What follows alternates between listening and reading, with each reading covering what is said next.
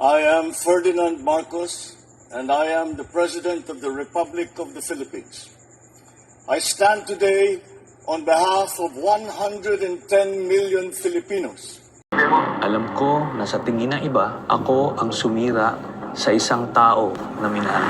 Sampalin ko siya sa publiko. Ngayon na. Isang pinuno na binigyan ninyo ng tiwala. I am now your enemy and you have to be out. Kaya't hindi ako narito para makipagtalo. Hindi ako narito para ipilit ang sarili ko sa inyo. Narito ako dahil sa bayan.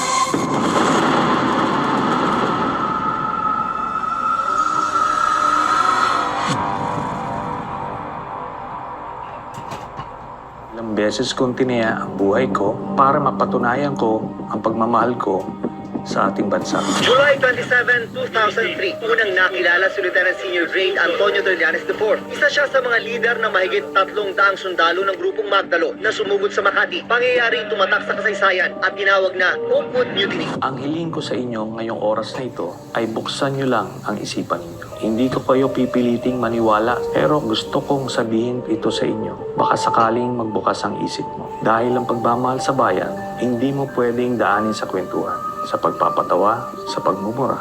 Madadaan mo ito sa katotohanan. Ito ang buong kwento ko. Noong 2016, nagsimula kaagad ang patayan. You have to shoot them dead. Kami noon sa Senado, sa oposisyon, iniisip namin ano ito nangyayari. Humihinto ba ito? Kaso araw-araw, daan-daan ang namamatay.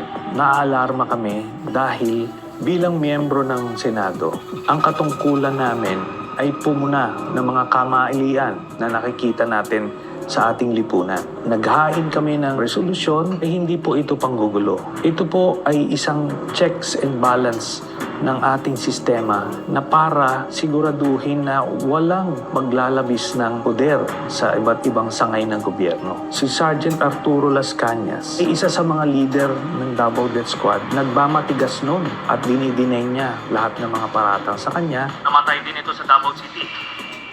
Your Honor, I think I'm not in a position to answer, Your Honor. During the investigation, lumabas po si Mr. Edgar Matubato. Siya ay isang original member ng Davao Death Squad simula pa noong 1989 or 1990 at kung saan dinitalye niya kung paano nagsimula yung Davao Death Squad, sino-sino yung mga pinuno nito, paano sila na-organisa, paano sila pumapatay hanggang nung umalis siya nung mga 2011 or 2012 dahil napagbintangan siya na siya ay pumatay sa isang personalidad. Dahil sa bintang na ito, si Edgar Matubato ay tumakas papuntang Maynila at nag-walk-in siya sa Department of Justice noong 2014. Bakit po nandito kayo? Para malaman ng taong bayan ang ginawa namin sa Davao City. Para mabigyan ng katarungan yung lahat, yung namatay ng mga inosente. Siya ay kinwestiyon ng NBI agents, tinitingnan kung totoo ang kanyang storya at dito na nga mas lumalim yung investigasyon. Yung lahat ng mga pinangalanan ni Mr. Matubato na mga miyembro ng Davao Death Squad, na mga miyembro rin ng Philippine National Police. Ito ay pinatawag namin sa Senado. Itong si Sergeant Arturo Las Cañas, kinalaunan, siya ay umamin na totoo nga lahat ng mga sinabi ni Edgar Matubato at mas marami pa siyang sinabi tungkol sa Davao Death Squad. I would like to ask for an apology and understanding of what I had said because I'd like all the testimonies of Edgar Matubato against myself. Sila talaga ang nag-organisa ng Davao Death Squad under Mayor Rodrigo Duterte. At ang mga sinalaysay nila Edgar Matubato at Arturo Las Cañas ang mga naging basihan ng unang communication na naisampa sa International Criminal Court. Ito ay nung panahon na naging miyembro tayo ng ICC noong November of 2011 hanggang March of 2019. Si Arturo Las Cañas, masasabi ko na meron siyang photographic memory eh. Kaya nung siya ay in-interview na ng ICC investigators, isang linggo siyang na cross-examine. Sinubukan talaga, balibalik ta rin yung kanyang testimonya, pero pare-parehas ang lumabas na mga detalye. Ilang mga specific cases ng murder ang isinama niya sa kanyang 186-page affidavit, kung sino yung mga miyembro ng hit squad, sino yung nag-drive ng getaway vehicle, gamit na pagpatay, saan pinatay, dinala at nilibing. Ganun kadetalye ang kanyang affidavit. Kaya dahil dyan, siya ay naging star witness. Sa report ng The New York Times noong 2017, nasa kustodiya na raw ng ICC o International Criminal Court si Las Cañas na nagbibigay proteksyon sa mga testigo. Lalo na doon sa panahon na mayor si Duterte. Ngayon ko lang po sasabihin, meron pa pong isang hitman na nauna nang nagpunta sa ICC ng Witness Protection Program nila. Parehas ang sinabi nila. Kaya solid ang ebidensya po doon ng kaso ni Duterte. Nung presidenta na si Duterte, ang sinasabi ni Las Cañas, ando doon siya nung binuo yung transition from the Davao Death Squad to the National Death Squad. Yung template sa Davao, kung paano nila ginawa, ganun din ang gagawin. Meron silang reward system para maenganyong pumatay itong mga members ng Davao Death Squad. Bawat ulo may presyo. Small targets, 5,000, 10,000. Pagka malalaking mga targets, meron 50,000, may 100,000, hanggang 300,000 dun sa isang pinapatay nila. Binibigyan sila ng picture, binibigyan sila ng address, binibigyan sila ng target, tapos pinupuntahan nila at pinapatay nila. Ina-assume nila Matobato at ni Las Cañas na kung ang sinabi sa kanila ay ito ay pusher or drug addict. Sa totoo lang, hindi nila alam kung ano yung sinusulo sa kanila. Nung binuo sila, ito ay paniniwala nila na sila ay nakakatulong sa lipunan, na nililinis nila yung mga dumi ng lipunan. Pero kinalaon na motivate na sila doon sa reward. Kaya dahil sa tiwala nila kay Duterte, akala nila lahat ng iyon ay totoo. Until napapaisip sila kung totoo ba talagang mga salot sa lipunan yung pinapatay? Kasi meron silang pinatay na isang pamilya. Merong mag-asawa, may buntis na babae, tapos may anak na bata. Kaya doon sila nagtatanong, ano ba itong nangyari talaga? Lumabas ang sagot noong 2003, nung nakilala ni Mr. Las Cañas si Michael Yang, Sammy Uy at Charlie Tan. Ito ay inendorso sa kanila ni Duterte na poproteksyonan nila. Nakita nila na itong mga Chinese drug lords na ito nag-i-import ng mga chemicals na pangbuo ng mga shabu. Ito ay nag-i-export papunta sa ibang bansa, ginagamit ito pang supply, pambenta. Ito ay raid ni then Captain Asierto at pinagpapatay nila yung mga Chinese chemists na nandoon. At meron pa silang inilabas na siyam na Chinese na galing din doon sa Shabu Laboratory na inutusan sila ni Duterte na patayin lahat. Mr. President, you ordered the killing of Mr. Alan C. along with the 10 other companions. That is not true. That is the job of the police. Lumalabas doon sa salaysay ni Arturo Las Cañas. Hindi alam ni Duterte na bago nila mapatay ay nakausap pa niya yung pinakang pinuno nung siyam na Chinese workers na si Alan C. na ang boss nila ay si Michael Yang at yung kanilang mga passport ay na kay Michael Yang. Another important observation, Mr. President, Alan C. said that his passport was taken by the operatives, while the 10 others, ang sabi po nila, hawak ng employer nila. And the employer was named as Michael Yang. What can you say about this? Nothing to do with it. Wala akong pakialam dyan.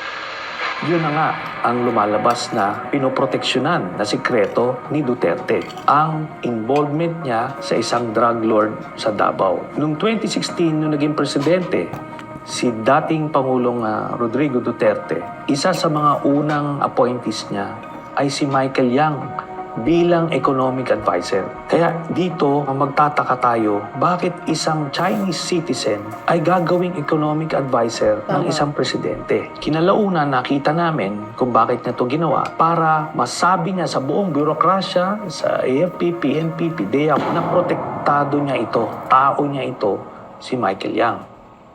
Noong 2017, ito na ngayon si Colonel Asierto. Siya yung Captain Asierto na nag-raid noong 2004 doon sa Shabu Laboratory sa Davao City. Binalikan niya itong kanyang asset na nagbigay sa kanya ng info tungkol doon sa Shabu Laboratory na yon at sinabi na si Michael Yang isa rin sa nasa likod doon sa Shabu Laboratory doon. So ibig sabihin, itong economic advisor ni Duterte, isang drug lord. Nung panahon na yon, hindi alam ni Colonel Asierto ang ugnayan ni Michael Yang at ni Duterte. Kaya gumawa siya ng report. Nais niyang impormahan ang iba't ibang ahensya na ang malapit na advisor ni Duterte ay isang drug lord at baka hindi ito alam ni dating Pangulong Duterte. Kinalaunan, nung nalaman ni Duterte yung report ni Colonel Asierto, binaliktad niya. Nasangkot sa illegal na droga ang malapit na kaibigan ng Pangulo na si Presidential Economic Advisor Michael Yang. Tinukoy ni Asierto si Yang at isang Alan Lim na nasa likod ng nadiskubre nilang malaking Shabu Laboratory sa Davao noong 2004. Sabihin mo, yung Michael Yang lalabas ni Asierto. Yan totoo. Humingi ng tulong si Asierto sa isang religious group dahil may plano umanong ipaligpit siya sa halagang 15 milyong piso. Si Colonel Asierto ngayon ang pinagbintangan na isang drug lord at siya ay pinapapatay sa publiko. Sa takot ni Colonel Asierto, siya ay nagtago hanggang ngayon. Siya na rin ay isa sa mga titistigo sa International Criminal Court. Sa madaling salita, habang pinapamuka ni dating Pangulong Rodrigo Duterte ang mga pagpatay sa iba't ibang pushers, dealers, yung mga Chinese chemists na galing sa ibang triad na nasa loob ng kulungan, na ito ay naisalaysay dun sa Quad Committee hearings. Nasa likod pala nito ay i-import nila ang mga shabu sa pamamagitan ni Michael Yang, Charlie Tan at Sammy Uy. Ito ay dinadaan sa customs para makontrol nila ang supply galing sa ibang bansa. Merong isang beses yung sa magnetic lifters, nakita na mismo ng mga K9 positive na merong shabu pero at binabaliwala ni Duterte at ina-arbor kung sino man. They were assuming that for those metal magnetic contained. So the borehole, there was nothing there. It was pure speculation. Ayon sa PDEA, naabutan nilang butas at walang laman ang lifters dahil naipusulit na ang droga palabas ng warehouse. Kaya ni isang drug lord ay walang nakasuhan dun sa mga tone-toneladang mga na-import na shabu. Ang nagpapacilitate nitong lahat, unang-una si Pulong Duterte, ang kanyang son-in-law na si Man Scarpio, ang Customs Commissioner Nicanor Faeldon, at iba pang mga personalidad na nakadikit kay Duterte mismo. Ang nangyari ngayon, ang mga hindi kasama dun sa kanyang sindikato, ito yung mga pinapatay. Kaya akala nung mga kababayan natin na talagang may nangyayaring patayan ng mga involved sa illegal drugs. Hindi totoo ang war on drugs. Ito ay ginawa lang ni Duterte para panglihis dun sa intensyon niya na i-monopolize or i-control ang drug trade dito sa bansa. Kung may totoo lang maski isa, I will hang myself in front of you. You can summon, I will sign a waiver, all banks. Will the former president be okay that if we draft the waiver now instead of tomorrow? Will you be fine with that, Mr. President? Anong kapalit, sir? Hindi. Sampalin ko siya sa publiko. Sabay bawi. Wala naman. Ano eh? Ngayon na. Lulo mo kaya. Isa sa na-discover namin na mga impormasyon, ito ay naibigay sa akin noong 2016 ay yung bank accounts ni Duterte at ng kanyang pamilya. At ang nilalaman nito ay nakakagulat. Nakita namin na daang-daang milyon ang pumapasok sa mga accounts ni Duterte. Joint account si Sara Duterte at si Pangulong Duterte. Every 6 months, may pumapasok na dividendo galing kay Sammy Uy papunta sa accounts ni Duterte, ni Sara, Baste, Pulong at Hanlet. Lahat ito tumototal ng 40 to 55 million every 6 months. Buong pamilya ng Duterte ay kumikita sa illegal drugs. Dahil sa impeachment case ni Sara Duterte, ang mga bank accounts na ito ay lalabas at makikita ninyo na si Sammy Uy ay nagbibigay ng pera kay Sara Duterte at buong pamilyang Duterte.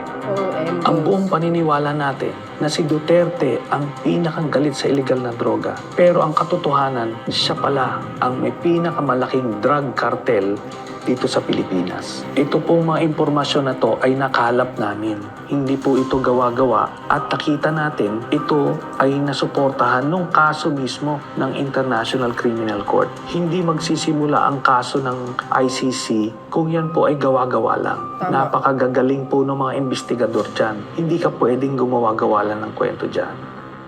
Hindi lang droga ang kinasangkutan ng sindikato ni Duterte. Nandiyan na yung Pharmally at yung iba't ibang pinagkakitaan nung COVID. Isama na rito yung Sinovac na vaccine na tinubuan nila ng 2,000 piso bawat isang vial at umorder sila ng 50 million vials. Sa madaling salita, 100 billion pesos ang kinita sa isang transaksyon na ito. Ito rin ang dahilan kung bakit pinigilan nila ang pagpasok ng Pfizer at Moderna at inuna nila yung pinakamahinang klaseng vaccine para sa mga Pilipino. Nandiyan na rin yung mga mask, personal protective equipment, yung face shield, yung mga ventilators, yung mga rapid tests, yung RT-PCR at iba pang mga gamit nun. Yung inaakala ninyo na natulungan kayo noong panahon ng pandemic, ang totoo nito ay pinagkakitaan ba tayo? Ang sindikato ni Duterte din ang nagpasok ng mga pogo sa Pilipinas. Itong pogo ay naging pugad ng iba't ibang krimen. Human trafficking, cyber pornography, money laundering at iba pa. Na-discover nga dito sa mga Quadcom hearings na lumabas yung mga pangalan nila, Alice Guo at iba pa. Makikita natin dito si Michael Yang ay kasama sa Pharmally, kasama rin siya sa Pogo at kasama siya sa drug cartel. Sa makatuwid, ang pinaglingkuran ni Duterte ay hindi Pilipino, hindi kayo, kung hindi si Michael Yang ng China. Sa mga nagsasabi na ang lahat ng mga nangyaring ito ay isang political na away between Marcos at Duterte, 2017 pa lang ay final ko na ang kaso. Wala pa po sa pwesto si President Marcos. Halos 8 taon na inimbestigahan ito ng ICC. Nabunga lang ito ngayong panahon na presidente si President Marcos. Hindi po ito panggigipit kay Duterte, kundi isa po itong katunayan na mayroong hustisya sa mundo. Kaya patuloy ko pa rin itataya ang buhay ko para sa inyo. Dahil alam ko, punong-puno tayo ng pangarap na gusto nating magbago ang bansa natin. Kaso nga lang walang tumatayo, walang nakikipaglaban, at walang totoong nagmamahal. Masakit man tanggapin, Pilipino tayo, pero binababoy tayo. Kaya ako ito pinaglaban. Na kahit itaya ko ang buhay ko, hindi ko tatalikuran ang pinangako ko sa inyo. Yun guys, narinig nyo yung kanyang salaysay, si dating Senator Trillanes. Bagamat sa inyo dati tinutulig sa inyo, nainis kayo sa kanya. Hindi ako nagbabase doon guys, no. Even dilaw siya or kakamping man siya. Bumabase ako kung ano man po yung ginawa niya din, no, sa atin, sa bansang ito. Na isiniwalat lahat yung sa war on drugs ni dating Pangulong Digong. Well, kudos naman din naman, no? Bigyan din naman natin siya ng appreciation kasi kumbaga tawag dito, nandahil po sa kanya, no? Na isampa yung kaso na yan. Senador siya that time nabigyan ng hustisya, unti-unti ang mga nabiktima ng EJK. Alam mo yun, dilaw man siya mga kababayan, pero nakita nyo naman siguro, mayroon siyang pakialam, ano? So, ako, although hindi niya ako followers, hindi ko naman talaga siya binoto as in, pero nagpasalamat din po ako sa kanya dahil ito sa expose niya, no? Dahil ito sa siniwalat niya. Itong lahat ng salaysay niya, mga kababayan, ako'y naniniwala ng 100% sapagkat ang ICC din naman, hindi naman po talaga basta-basta. Ngayon, kaya ko talaga namang sinasabi na saludo rin naman ako sa kanya, no? Matapang na sundalo, matapang na dating senador, matapang bilang isang Pilipino. Bakit? Nasabi niya kasi dito, mga kababayan, no? Walang involvement si Pangulong Marcos Jr. Kumbaga, yung kaso na yan, 2017 pa, nag-file ng kaso, ibig sabihin, wala pa si Pangulong Marcos Jr. So, ilang taon yon nag-imbestiga ang ICC, no? Nagkataon lang, na-implement yung warrant of arrest sa panahon ni Pangulong Marcos Jr. Alam nyo naman, galit na galit ang DDS kay Pangulong Marcos Jr. Isa lang po ang gustong mangyari ng mga DDS kay PBBM. Isa lang po yun. Gusto niya paboran si dating Pangulong Rodrigo Duterte. Hindi naman ho pwede yun. Kasapagkat si Pangulong Marcos Jr. Sinusunod niya kung ano po yung batas. Ang kooperasyon natin sa Interpol, kailangan natin makipag-cooperation doon. Diba? So, dahil dito sa isiniwalat ni Trillanes, ako po'y naniniwala, no? Na malakas po ang ebidensya laban sa dating Pangulong Rodrigo Duterte. Masasabi ko rin, mga kababayan, medyo mahirapan din ang dating Pangulo sapagkat sabi niya nga, mga kababayan, mayroon pang isang hitman. Hindi natin kilala kung sino man yan, pero for sure po yan, mga bes. Mananalo yan sila dating Senator Trillanes kasi nagsanib pwersa ito, guys, no? Sa totoo lang, nagsanib pwersa ang dilawan. Alam po natin ang kakayahan ng mga dilawan. Nako, mga bes, hindi rin basta-basta ang mga nasa likuran yan. Malalaking tao din at saka mga milyonaryong tao na kaya nila magbayad ng abogado na magaling. So, para sa akin, no, talagang Pilipino versus Pilipino, mga bes, doon sa ICC pagdating ng September 23. Ito po ang nakakalungkot. 'Di ba? Nakakalungkot talaga. Kapwa Pilipino maglalaban. Kasi, bakit? Sino po ang lilitisin doon? Pilipino din, si dating Pangulong Digong. Sino ang nila? Ang magiging witness? Pilipino rin. 'di ba? Kaya nga sabi ko, Filipinos versus Pilipino talaga. 'Yun po ang nakakalungkot. Sana po, no, sa ating mga politician, naway kung mamuno kayo ng inyong nasasakupan, yung tama lang, ipairalin nyo kung ano ang batas. At saka isa pa, alagaan nyo naman ang nasasakupan nyo. Hindi yung kayo pa ang nangunguna sa kasamaan. Hindi po maganda yun eh. Lagi nyo rin tandaan, ang karma, hindi po kayo titigilan yan. Time will come. Hahabulin kayo niyan. Tulad sa nangyari kay dating Pangulong Rodrigo Duterte. Nung nakulong siya ngayon sa ICC, kawawa man siya dahil sa edad, pero guys, alalahanin ninyo, ang batas, walang pinipiling edad yan. Huwag nyo po sisihin si Pangulong Marcos Jr., out na po siya dyan. Tulad po sa sinabi ni dating Senator Trillanes, walang involvement si Pangulong Marcos Jr. Hindi po siya kasali dyan dahil 2017 yung kaso na yan. So yun, guys, ano po ang kapalagayan nyo. See you again on my next upload video. Bye and baboos. God bless Philippines.